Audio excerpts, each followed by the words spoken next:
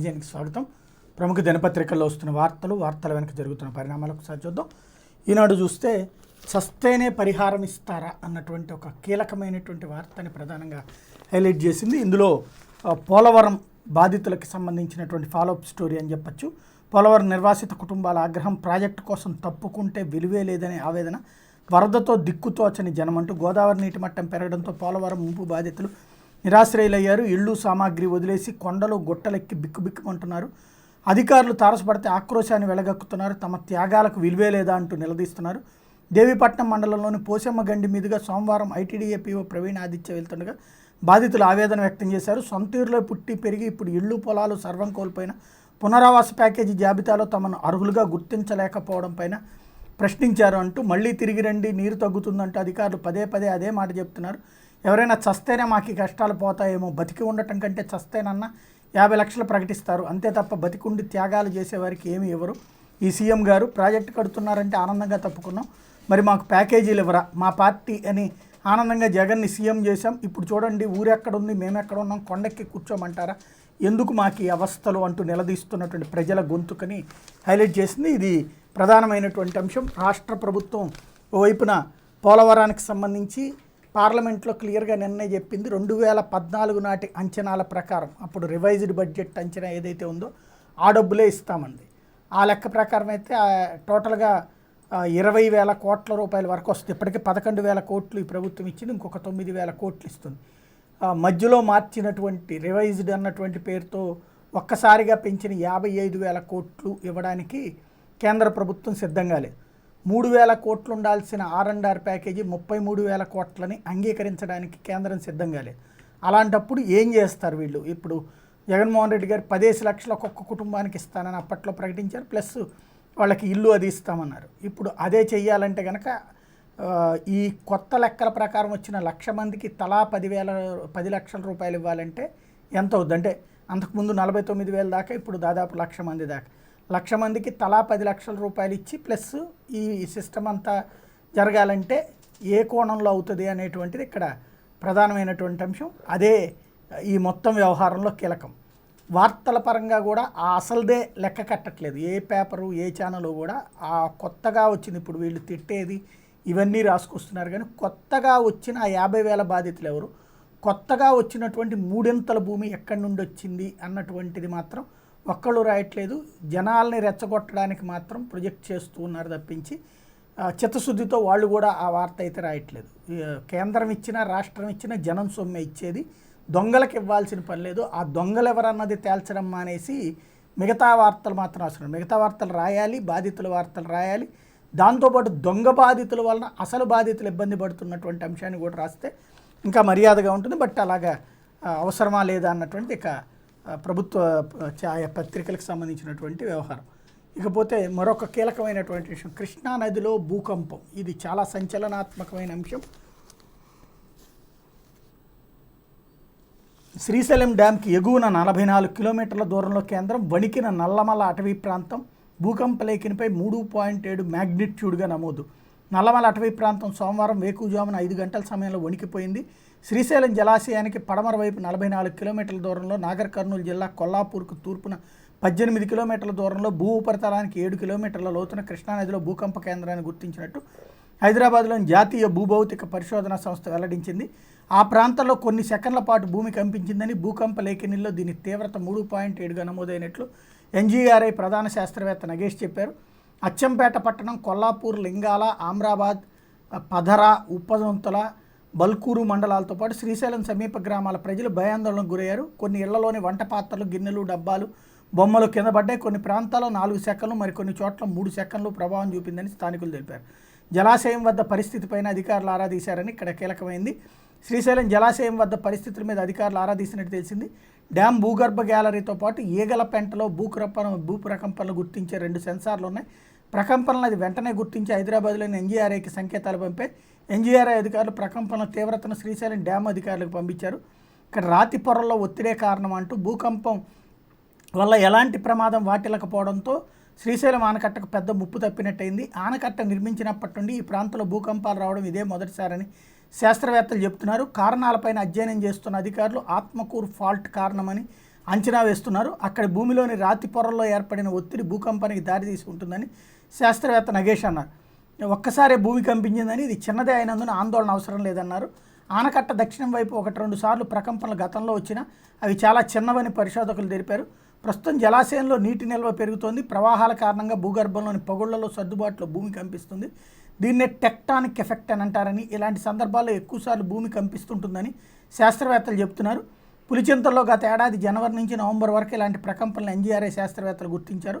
అక్కడ భూమి పొరల్లోని పగుళ్లలో నీటి సర్దుబాటే కారణమని నిర్ధారణకు వచ్చారు. ప్రస్తుతం శ్రీశైలం దగ్గరలో రాతి పొరల్లో ఒత్తిడి కారణమని అంచనా వేస్తున్నారు.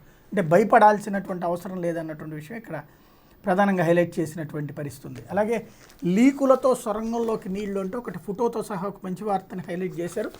ఇక్కడ ప్రకాశం జిల్లా పెదడోర్నాల మండలం కొత్తూరులో నిర్మిస్తున్న వెలుగొండ ప్రాజెక్టుకి ప్రారంభించకుండానే తొలి సొరంగంలోకి కృష్ణా జలాలు వచ్చాయి. సొరంగంలోకి నీళ్లు వచ్చేందుకు నదిలోకి కొల్లం వాగు వద్ద హెడ్ రెగ్యులేటర్ తలుపులు ఏర్పాటు చేశారు. వీటి మధ్య ఖాళీలను రబ్బర్ తొడుగులతో పూడ్చాల్సి ఉండగా అవి సరిగ్గా చేయకపోవడంతో నీరు చేరింది. విశాఖ నుండి వచ్చే నిపుణులు మరమ్మతులు చేస్తున్నారు. సొరంగం ముఖద్వారం వరకు వచ్చే నీటిని గుంటవారిపల్లి చెరువుకి తరలిస్తున్నారు అన్నటువంటి విషయాన్ని ఇక్కడ ప్రధానంగా హైలైట్ చేసినటువంటి పరిస్థితి అయితే ఉంది. అలాగే సచివాలయాల ఉద్యోగుల్లో పరీక్షల గుబులు, నిన్ననే మనం ఈ అంశాన్ని ప్రస్తావించాం. సచివాలయ ఉద్యోగులు టెన్షన్ పడుతున్నటువంటి అంశం. ప్రొబేషన్ ఖరారు చేసేందుకు పరీక్షలు నిర్వహిస్తారా, ఎన్ని పరీక్షలు పెడతారు, రాయకపోతే ఏమవుతుంది? రాష్ట్రంలోని గ్రామ వార్డు సచివాలయాల ఉద్యోగులందరిలో ప్రస్తుతం ఇవే ప్రశ్నలు. వీటిపై ఉద్యోగ సంఘాల నాయకులు రోజుకో రకంగా ప్రకటనలు చేయడంతో ఉద్యోగుల ఆందోళన మరింత పెరుగుతోంది. రాష్ట్ర వ్యాప్తంగా 15,004 గ్రామ వార్డు సచివాలయాల్లో 1.21 లక్షల మంది ఉద్యోగులు పనిచేస్తున్నారు. వీళ్లలో 2021 అక్టోబర్ 2 నాటికి 2 ఏళ్లు సర్వీస్ పూర్తి చేసిన వారికి ప్రొబేషన్ ఖరారు చేసి శాశ్వత ఉద్యోగులుగా పరిగణించాలి. ఇందుకోసం క్రెడిట్ బేస్డ్ అసెస్మెంట్ సిస్టమ్ పేరుతో పరీక్షలు నిర్వహించేందుకు రాష్ట్ర గ్రామ వార్డు సచివాలయాల శాఖ సన్నాహాలు చేస్తోంది. సంబంధిత ఉద్యోగులకు శాఖాపరమైన అంశాల మీద ఉన్న అవగాహన తెలుసుకునేందుకు మరో పరీక్ష నిర్వహించనున్నారు. 100 మార్కులకు 2 పరీక్షలు నిర్వహించి ఇందులో ఉత్తీర్ణత సాధించిన వారికే ప్రొబేషన్ ఖరారు చేస్తారన్న ప్రచారం మీద ఉద్యోగులు ఆందోళన చెందుతున్నారు. ప్రొబేషన్ ఖరారు చేసేందుకు ఎలాంటి పరీక్షలు ఉంటాయని నియామకాలప్పుడు ప్రస్తావించలేదని సచివాలయ ఉద్యోగ సంఘాల నాయకులు అభ్యంతరం చెబుతున్నారు. ఈ పరీక్షలపై నిర్ణయాన్ని పునఃసమీక్షించాలని, ఉత్తీర్ణులైతే ప్రొబేషన్ ఖరారు చేస్తామనడం సరికాదని వారు ముఖ్యమంత్రికి వినతిపత్రాలు పంపారు. దీని మీద అధికారులు సమాలోచన చేస్తున్నారు. అట్లాగే వాలంటీర్లకు వారంలో 3 సార్లు బయోమెట్రిక్ హాజరన్నటువంటి అంశం. ఇవన్నీ శాఖాపరమైన పరీక్షలు సహజమే అంటూ సజ్జలు ఇచ్చినటువంటి స్టేట్మెంట్. గ్రామ వార్డు సచివాలయాలు ఉద్యోగులకు ప్రొబేషన్ పూర్తవుతున్నందున వారిని క్రమబద్ధీకరించే శాఖాపరమైన పరీక్ష అనేది సహజంగా నిర్వహించేదని రాష్ట్ర ప్రభుత్వ సలహాదారు సజ్జల రామకృష్ణారెడ్డి అన్నారు. తమకు కూడా ఇలాంటి పరీక్షలు ఉంటాయని ఐఏఎస్ అధికారులే చెప్పారు. గ్రామ వార్డు సచివాలయ ఉద్యోగులకు అర్హత పరీక్షలపై నెలకొన్న గందరగోళం మీద విలేకరులు అడిగిన ప్రశ్నకు ఆయన పై విధంగా స్పందించారు. ఈ శాఖాపరమైన పరీక్షలు అర్హత సాధించినంత మాత్రాన సచివాలయ ఉద్యోగులకు ఎలాంటి ఇబ్బంది ఉండదు, ఉద్యోగాలు పోవు. ఈ పరీక్షలపై అపోహలు ఎందుకు వచ్చాయో అర్థం కావడం లేదు. సచివాలయ వ్యవస్థను తీసుకొచ్చిన ముఖ్యమంత్రి జగన్, వాటిలో ఉద్యోగులకు ఉద్యోగ భద్రత ఎలా కల్పించాలనేదే ఆయన ఆలోచన అని సజ్జలు చెప్పారన్నటువంటి విషయం ఇక్కడ ప్రధానంగా హైలైట్ చేసినటువంటి పరిస్థితి అయితే ఉంది. ఇకపోతే ఆంధ్రజ్యోతి కూలీల సొమ్ముకు కక్కుర్తి అంటూ ఒక కీలకమైనటువంటి వార్త. ఇందులో మోసం గురు అంటూ రోజు ప్రభుత్వ వ్యతిరేక కథనాలలో ఇదొక పార్ట్. రాష్ట్రంలో దాదాపు 22 లక్షల మంది భవన నిర్మాణ కార్మికులు ఉన్నారని అధికారిక అంచనా. వైసీపీ అధికారంలోకి వచ్చిరాగానే కొత్త ఇసుక పాలసీ పేరిట రీచ్లు మూసేసింది. ఇసుక అందుబాటులో లేక నిర్మాణాలు ఆగిపోయి భవన నిర్మాణ కార్మికులకు నెలల తరబడి ఉపాధి కరువైంది. ఆ తర్వాత కరోనా లాక్డౌన్తో మళ్ళీ పని దూరమైంది. వెరసి వైసీపీ అధికారంలో వచ్చినప్పటి నుండి వీరికి ఎక్కట్లే. కార్మికుల సంక్షేమం కోసం భవన నిర్మాణదారుల నుంచి ప్రత్యేకంగా సెస్ వసూలు చేస్తున్నారు. ఆ మొత్తాన్ని భవన నిర్మాణ కార్మికులు బాగు కోసమే ఖర్చు పెట్టాలి. కానీ వైసీపీ సర్కార్ ఈ మొత్తాన్ని కూడా దారి మళ్లిస్తోంది. భవన నిర్మాణ కార్మికుల సంక్షేమ ప్రభుత్వ బాధ్యత, దీన్ని వైసీపీ సర్కార్ విస్మరించిందనే విమర్శలు వ్యక్తం అవుతున్నాయి. బిల్డర్ నుంచి వసూలు చేసే సెస్ని దారి మళ్లించడమే కాకుండా వీరి కోసం గత ప్రభుత్వం అమలు చేసిన సంక్షేమ పథకాలన్నీ ఎత్తేశారు అన్నటువంటి విషయం ఇక్కడ ప్రధానంగా హైలైట్ చేసింది. ఇక్కడ 750 కోట్లు దారి మళ్లింపు, 1200 కోట్ల మిగిలింది 450 కోట్లే నిర్మాణదారుల నుంచి వసూలు, ఇతర అవసరాలకు వాడకం, కార్మికుల సంక్షేమం మాత్రం గాలికి. దీనిపై ఆగస్టున రాష్ట్ర వ్యాప్త ఆందోళన, కార్మిక సంఘ ప్రధాన కార్యదర్శి వెల్లడి అంటూ గతంలో అమలైన పథకాలన్నీ మాయం, టీడీపీ హయాంలో వారికి ప్రత్యేక సాయం, కార్మికుడి భార్య ప్రసవానికి 20,000, పని ప్రదేశంలో కార్మికుడు గాయపడితే 3 నెలల పాటు 2,000 చొప్పున సాయం, ఎవరైనా చనిపోతే మట్టి ఖర్చు. 2 ఏళ్లుగా ఇవన్నీ నిలిపేసిన సర్కార్ అన్నటువంటి విషయాన్ని ఇక్కడ ప్రధానంగా హైలైట్ చేసినటువంటి పరిస్థితి అయితే ఉంది. ఇకపోతే బదిలీలపై బదిలీలలో అంటూ కంటిన్యూగా బదిలీలు చేస్తూ ఉన్నటువంటి అంశం ఏదైతే ఐఏఎస్లని రోజుకోసారి బదిలీల ఉత్తర్వులు వస్తున్నటువంటి నేపథ్యంలో దాన్ని హైలైట్ చేసేటువంటి పనిచేసింది. ఇక్కడ జ్యోతి ఇందులో బదిలీ అయిన 2 రోజులకే మళ్లీ మార్పు. శ్రీకాకుళం జేసీగా అంబేద్కర్ వెంటనే బదిలీ. తాజాగా పశ్చిమ గోదావరి జిల్లాలో పోస్టింగ్. చిత్తూరు జేసీగా స్వప్నిత్ దినకర్ బదిలీ. కాకినాడలోనే కొనసాగుతారని తాజా ఉత్తర్వులు ఇవ్వడం వెంటనే మార్చడం సర్కారుకు అలవాటుగా మారిన పొరపాటు. అధికారులు అయోమయంగా గందరగోళం నెలకొందన్నటువంటి విషయాన్ని ఇక్కడ ప్రధానంగా హైలైట్ చేసినటువంటి పరిస్థితి అయితే ఉంది. మరోవైపున పెరిగిన భారం రాష్ట్రానిదే. పోలవరంలో అత్యంత కీలకమైనటువంటి అంశం ఇదే.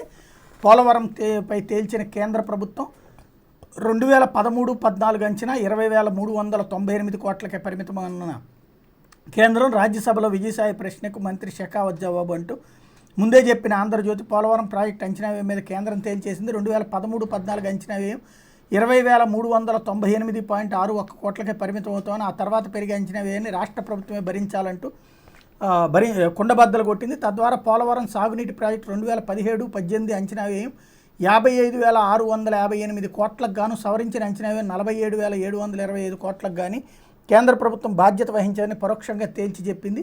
నిధుల విషయంలో కాకుండా డయాఫ్రమ్ వాల్, ఎగువ దిగువ కాపర్ డ్యాములు నిర్మాణంలో డిజైన్ల మార్పులను కేంద్ర జల సంఘం ఆమోదిస్తే తప్ప పోలవరం సాగునీటి ప్రాజెక్టు నిర్వహణలోకి రాదని కరాఖండిగా చెప్పేసింది. పోలవరం ప్రాజెక్టు భవిష్యత్తును ప్రశ్నార్థకంగా మార్చేసింది. పోలవరం ప్రాజెక్టు భూసేకరణ నిధులను కేంద్రం భరించదంటూ పునరావాసానికి పైసా రాదు శీర్షికన ఆదివారం ఆంధ్రజ్యోతి కథనం ప్రచురితమైంది. మరుసటి రోజే పార్లమెంటు వేదికగా ఇదే విషయాన్ని కేంద్రం తేల్చి చెప్పడం విశేషం అన్నటువంటి విషయాన్ని ఇక్కడ ప్రధానంగా హైలైట్ చేసింది. అది మొదటి నుంచి జరుగుతున్న గొడవ, తెలుగుదేశం హయాం నుంచి నడుస్తున్నటువంటి గొడవ. ఇవాళ వీళ్ళు కొత్తగా జోష్యాలు చెప్తున్నది ఏం కాదు. వాళ్ళు అప్పుడే రైజ్ చేసింది, అప్పుడే ఒక్కసారి గుర్తుకు తెచ్చుకుంటే వీళ్ళే రాశారు. అంత అహంకారమా కేంద్రం, రివైజ్డ్ అవుతూ ఉంటుంటాయి పట్టించుకోరా అన్నది. రివైజ్డ్ అవుతూ ఉంటాయి కానీ 3,000 కోట్లు 33,000 కోట్లు ఎట్లా అవుతుందని ఆనాడు బీజేపీ ప్రశ్నిస్తే రాష్ట్ర ప్రయోజనాల కంటే వీళ్ళందరికీ అహంకారము ఏది పార్టీ ప్రయోజనాలు చూస్తారా అంటూ వాళ్ళని తిట్టిపోసింది. అప్పుడు చంద్రబాబు గారితో సహా తిట్టిపోశారు. అదే సందర్భంలో దీని మీద జవాబు ఇప్పటిదాకా నిజమైన బాధ్యతాయుత జర్నలిజంలో కావాల్సిందేంటి, 3,000 కోట్ల రూపాయలు 33,000 కోట్లు ఎందుకు అయ్యింది, 14,000 కోట్ల రూపాయలు ఇది అంతకుముందు 9,000 కోట్ల నుంచి 14,000 కోట్ల రూపాయలకి పెరగడానికి 10-15 ఏళ్ళు పడితే తర్వాత 16,000 కోట్ల రూపాయలకి చేసినటువంటి ప్రభుత్వం తెలుగుదేశం ప్రభుత్వం వచ్చాక దాన్ని 14,000కి తగ్గించింది. అంటే కిరణ్ కుమార్ రెడ్డి టైంలో 16,000 కోట్లకు పెంచింది, అంటే 2,000 కోట్లు పెంచితే దాన్ని చంద్రబాబు వచ్చి 14,000 కోట్లకు 2,000 కోట్లు తగ్గించానన్నారు. తీరా చూస్తే ఒక్కసారిగా 2 ఏళ్లలోనే 55,000 కోట్లకి వెళ్ళింది. పునరావాసం ఇంతకుముందే చెప్పుకున్నట్టు 3,000 కోట్లు 33,000 కోట్లు అయింది. అది ఎందుకు అయ్యింది అనేటువంటి దాని మీద ఈరోజు వరకు ఎవరూ రాయరు స్పష్టత. బాధితుల సంఖ్య ఎందుకు డబల్ అయ్యింది అన్నటువంటిది కేవలం రెచ్చగొట్టడం ప్రజల్ని అనేటువంటిది. ఇక్కడ ప్రభుత్వం మీద లేకపోతే మోడీ మీద కోపం లేదు, ఇక్కడ చంద్రబాబు వల్ల అయితే అవుతుంది, జగన్ వల్ల అయితే అవ్వదు అనేటువంటి చూపించే ప్రయత్నం అయితే బాగానే ఉంది. అది ఇక వాళ్ళ వ్యక్తిగత ఎజెండాలకు వదిలేద్దాం. కానీ అసలు ఆ 3,000 కోట్లు 33,000 కోట్లు ఎందుకు అయింది, 50,000 ఎకరాలు ఇది 50,000 బాధితులు 1,00,000 మందికి ఎందుకు చేరారు అన్నటువంటిది తెలిస్తే అసలు ఇది ఎంత దోచుకోవాలనుకుంటున్నారు. ఆనాడు నరేంద్ర మోడీ స్వయంగా చెప్పింది ఏటీఎంగా మారిందని, అప్పుడు ఆయన తిట్టిపోసాం. ఎలా అయ్యిందంటే అదే కారణం. అక్కడ 16,000 కోట్ల 16 నుంచి 14కి వెళ్తే దాని కేంద్రం 20,000 కోట్లు చేసింది, అంటే ఇంకొక 6,000 కోట్లు పెంచింది.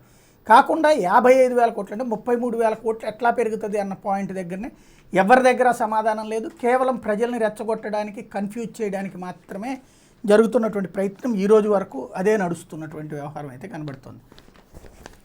మరోవైపున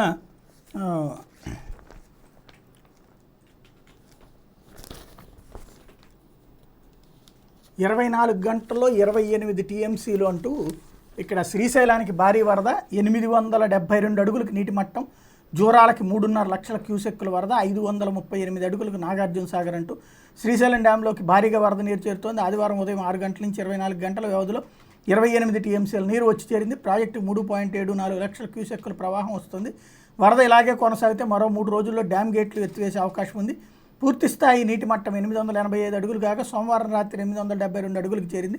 ప్రాజెక్టు నిల్వ సామర్థ్యం 215 టీఎంసీలకు గాను ప్రస్తుతం 1,52,831 టీఎంసీలు ఉంది.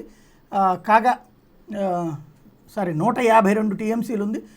కర్ణాటకలోని ఆల్మట్టి జలాశయానికి 3.88 లక్షల క్యూసెక్కులు ఇన్ఫ్లో ఉండగా 3 లక్షల క్యూసెక్కులు నారాయణపూర్ రిజర్వాయర్కు 2.95 లక్షల వరద వస్తుండగా 2.86 లక్షల క్యూసెక్కులు దిగువకు వదులుతున్నారు. తుంగభద్ర రిజర్వాయర్కి కూడా 1.65 లక్షల వరద వస్తుండగా 1.49 లక్షల క్యూసెక్కులను కిందకు వదిలేస్తున్నారు. దీంతో జోరాల ప్రాజెక్టుకి 3.5 లక్షల క్యూసెక్కులు ఇన్ఫ్లో వస్తుంది.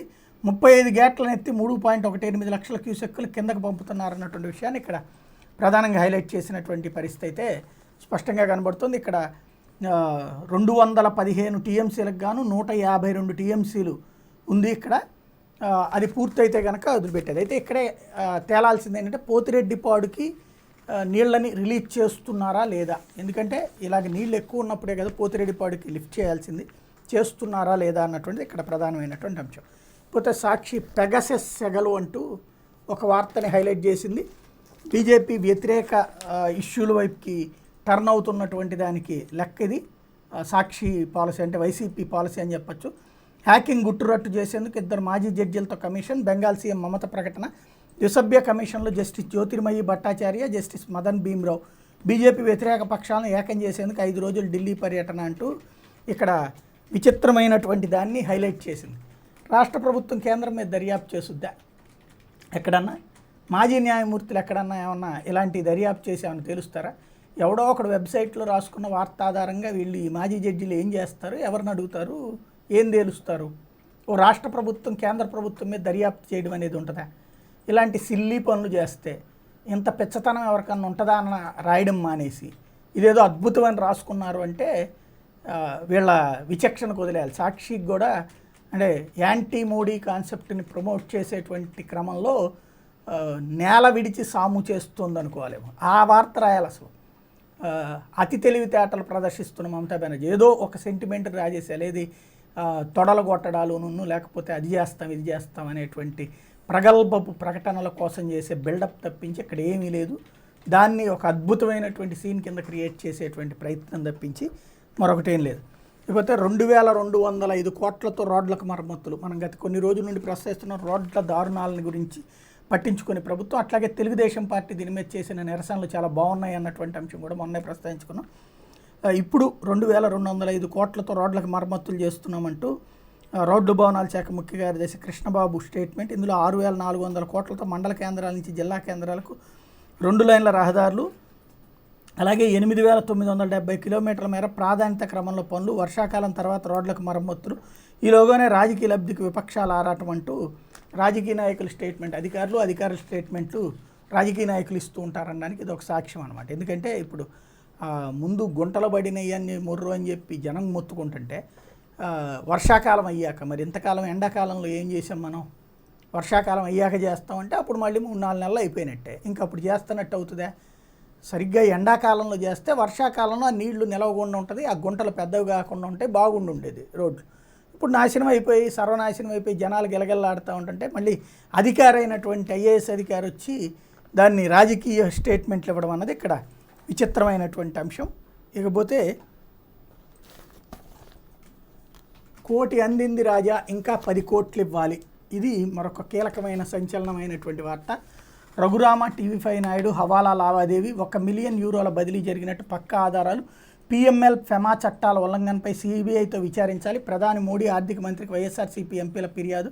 కీలక ఆధారాలు అందజేసినటువంటి విజయసాయిరెడ్డి అంటూ ఇవిగో ఖాతా నెంబర్లు అంటూ వెల్స్ ఫార్గో ఖాతా నెంబర్ అంటూ ఒక నెంబరు నుంచి 10 లక్షల యూరోల్ని ఓసీబీసీ ఖాతా నెంబర్కి బదిలీ చేసినట్టు ఆ ఫోన్ చాటింగ్ తేటతెల్లం చేసింది. ఇది పిఎంఎల్ఏ నిబంధనల ఉల్లంఘనకు రుజువుగా నిలుస్తోంది. 2 నిందితుల మధ్య జరిగిన కోట్ల రూపాయల మోసపూరిత హవాలా లావాదేవీలకు సంబంధించి ఈ ఫిర్యాదు పత్రంలో జత చేసిన ఆధారాల పేజీ నెంబర్లు 2-3లో చాటింగ్ వివరాలు ఉన్నాయంటూ MP K Raghuramakrishnaraju, TV five channel chairman BR నాయుడుల మధ్య 1 మిలియన్ యూరో హవాలా లావాదేవీలపైన సిబిఐతో విచారణ జరిపించాలని వైఎస్ఆర్ కాంగ్రెస్ పార్లమెంటరీ పార్టీ నేత విజయసాయిరెడ్డి ప్రధాని మోడీకి విజ్ఞప్తి చేశారు.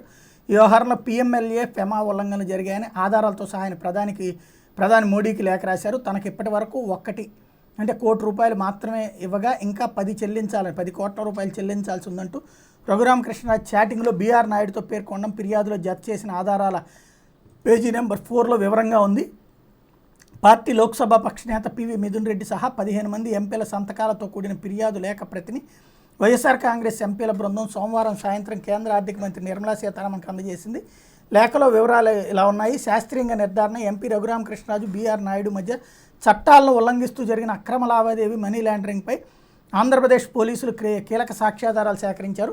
Money laundering, foreign exchange management act 1999లోని పలు నిబంధనల ఉల్లంఘనకు ప్రాథమికంగా రుజువు చేసే సాక్ష్యాధారాలు కనుగొన్నారు. దర్యాప్తులో భాగంగా ఏపీసీఐడి పోలీసులు కేసులో ప్రధాన నిందితుడి ఫోన్ని ఫోరెన్సిక్ సైన్స్ ల్యాబ్లో శాస్త్రీయంగా విశ్లేషించినప్పుడు 10 లక్షల యూరోల అక్రమ హవాలా వ్యాపారానికి సంబంధించిన ఆధారాలు బయటపడ్డాయి.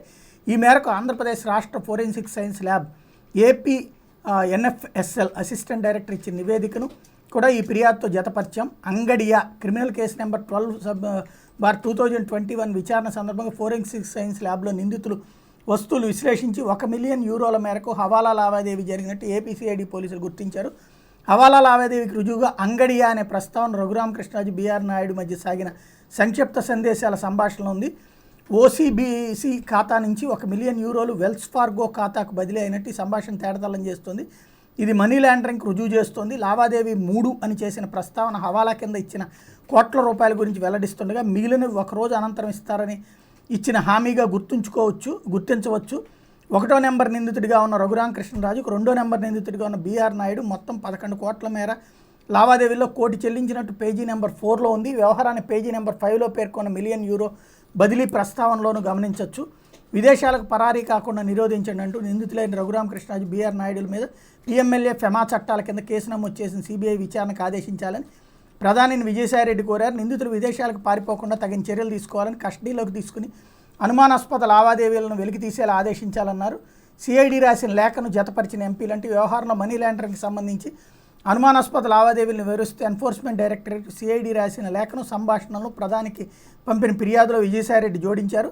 ప్రధాన నిందితుడు ఎంపీ రఘురామకృష్ణరాజుకి సంబంధించి సీజ్ అయిన మొబైల్ ఫోన్ను ఏపీఎఫ్ఎస్ఎల్కి ఫోరెన్సిక్ విశ్లేషణ కోసం పంపామని, దాని నివేదిక అందిందని సిఐడి తన లేఖలో పేర్కొంది. రఘురామకృష్ణరాజు A1, TV5 చైర్మన్ A2కి మధ్య జరిగిన లావాదేవీలు అనుమానాస్పదంగా ఉన్నాయని, ఈ వ్యవహారంలో మనీ లాండరింగ్ జరిగిందనడానికి తగిన ఆధారాలు ఉన్నాయని వివరించింది అన్నటువంటి విషయాన్ని ఇక్కడ ప్రధానంగా హైలైట్ చేసింది. ఇక్కడ నిన్న మొన్న A1, A2 అంటూ జగన్మోహన్ రెడ్డి గారిని, విజయసాయిరెడ్డి గారిని రఘురామకృష్ణరాజు గారు తీవ్రంగా నిందిస్తూ ఉన్నటువంటి సందర్భంలో ఎదురుదాడిలో భాగంగా A1, A2 ఇక్కడ కేసు రిజిస్టర్ అయ్యాక A1, A2 అవుతారు.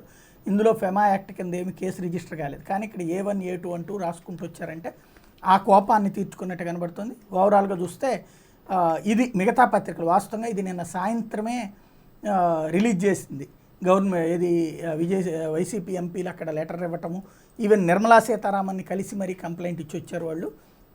దాన్ని నిన్ననే రిలీజ్ కూడా చేశారు. బట్ ఈనాడు జ్యోతి ఆ వార్తని అస్సలు పట్టించుకోకపోవడం అన్నటువంటిది వీళ్ళు అదే సందర్భంలో సాక్షి హైలైట్ చేయడం. ఇక్కడే అంటే సాక్షి అధికార పార్టీ పత్రిక కాబట్టి వాళ్ళు రాసుకుని వచ్చారనుకుందాం, ఈ బ్యాక్ పేజీలో హైలైట్ చేసుకొచ్చారు. బట్ ఈనాడు జ్యోతికి అది వార్తే కాకుండా పోవడం, ఇప్పుడు రఘురామకృష్ణరాజు మాటలన్నీ వార్తలుగా రాస్తున్నటువంటి సందర్భంలో, దానికి సంబంధించినటువంటి కథనాలని రాస్తున్నటువంటి సందర్భంలో మరి దానికి ప్రతిగా ఉండేటువంటి కథనం రాయకుండా పూర్తి స్థాయిలో ఇచ్చినటువంటి వివరాలతో సహా దాన్ని మాత్రమే పక్కన పెట్టడం అన్నటువంటిది ఏ విధమైనటువంటి జర్నలిజం అన్నటువంటిది వాళ్ళు ఇప్పుడు మళ్ళీ జర్నలిజం గురించి చెప్పేటువంటి సందర్భం. ఇప్పుడు రఘురామకృష్ణరాజు సూట్ కేస్ కంపెనీల భాగవతం తేలుస్తా ఇది ఒక వార్త రాసుకొచ్చారు. అదే సందర్భంలో ఈ అంశాన్ని మాత్రం ఎక్కడ పెట్టారన్నటువంటిది ఎత్తుక్కోవాల్సినటువంటి పరిస్థితి అయితే స్పష్టంగా కనబడుతుంది. ఇదే జరుగుతున్నటువంటి వ్యవహారం. ఇక్కడ ఆంధ్రప్రదేశ్లో మీడియా ఏ విధంగా మారిపోతుంది, ఎవరి కోసం పనిచేస్తుంది, పార్టీలు లేదంటే తమకి ఎవరి మీద వ్యతిరేకత ఉంటే ఆ వ్యతిరేకతలకు సంబంధించినటువంటి కోణంలోనే ప్రొజెక్ట్ చేస్తున్నటువంటి పరిస్థితి తప్పించి స్పష్టత ఏమీ లేకపోవడం ఇక్కడ కీలకమైనటువంటి అంశం అని చెప్పాలి. ప్రస్తుతం జరుగుతున్నటువంటి పరిణామాల్లో ఇదొక ప్రధానమైనటువంటి వ్యవహారం. ఇది దినపత్రికల్లో వచ్చిన వార్తలు వెనకాల జరుగుతున్నటువంటి పరిణామాలు.